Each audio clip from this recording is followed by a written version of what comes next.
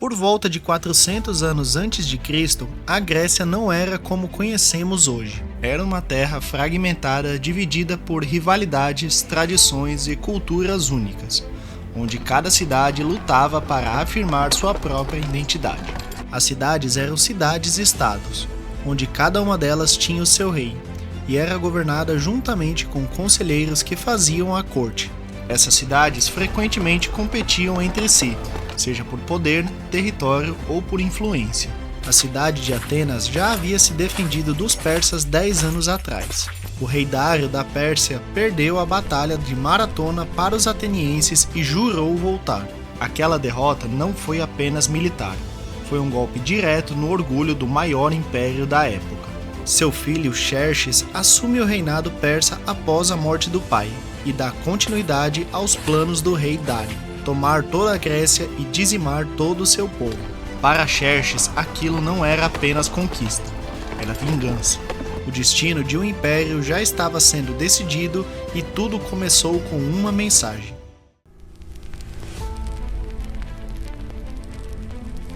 Um mensageiro persa chegou a Esparta trazendo as palavras que mudariam tudo.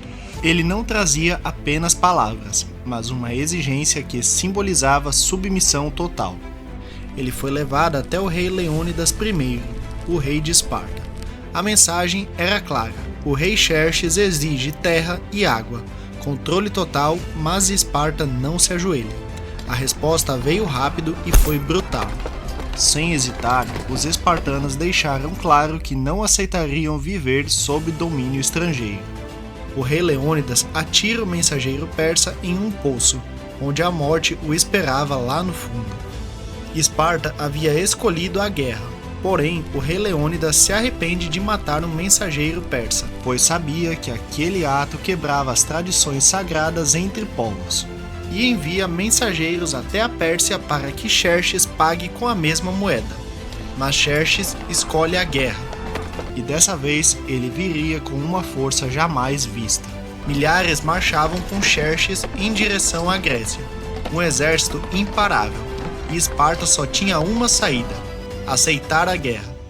Com isso, 300 soldados espartanos tinham um único caminho: Termópilas, o lugar perfeito para enfrentar o impossível, e o mundo parou ali.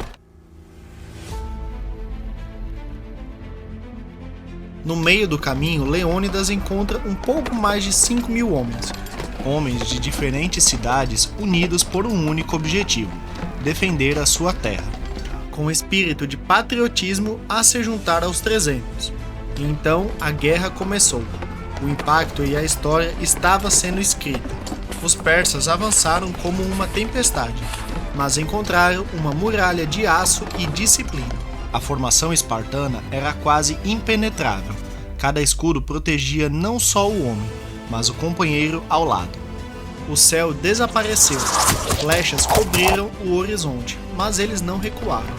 Diziam que as flechas eram tantas que bloqueavam a luz do sol. Leônidas lutava na linha de frente como qualquer outro guerreiro.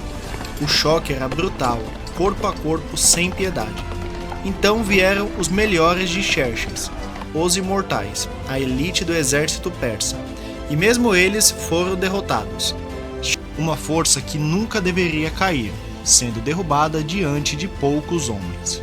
Xerxes não acreditava. Centenas caíam, mas Esparta permanecia.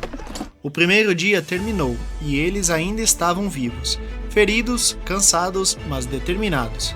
A guerra estava longe do fim. O segundo dia começou.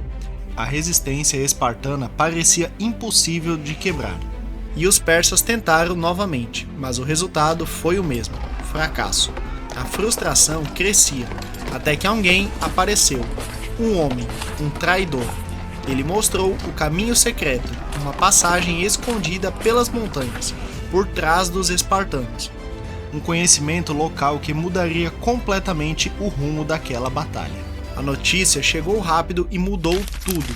Eles estavam cercados. A maioria recuou, mas os 300 ficaram.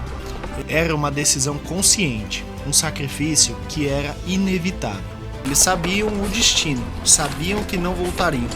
A última batalha começou. De todos os lados, os inimigos avançavam, sem esperança, mas com coragem absoluta. Cada segundo ali era uma luta contra o inevitável. Eles lutaram como nunca antes, um por um eles caíam, mas nenhum recuava, nenhum fugia e até o rei Leônidas enfrentou o seu fim. Mesmo assim, eles continuaram e lutaram até o último homem, até o último suspiro, até o silêncio. E então, nada. Apenas o eco de uma batalha que permanecia naquele lugar. O campo ficou quieto. O vento soprou sobre os caídos. O fim de uma batalha, mas não de uma história.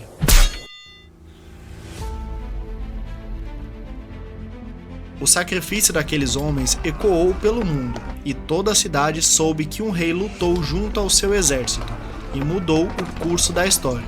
Um exemplo de liderança que atravessaria gerações. Eles não lutaram para vencer, lutaram para poder atrasar Xerxes.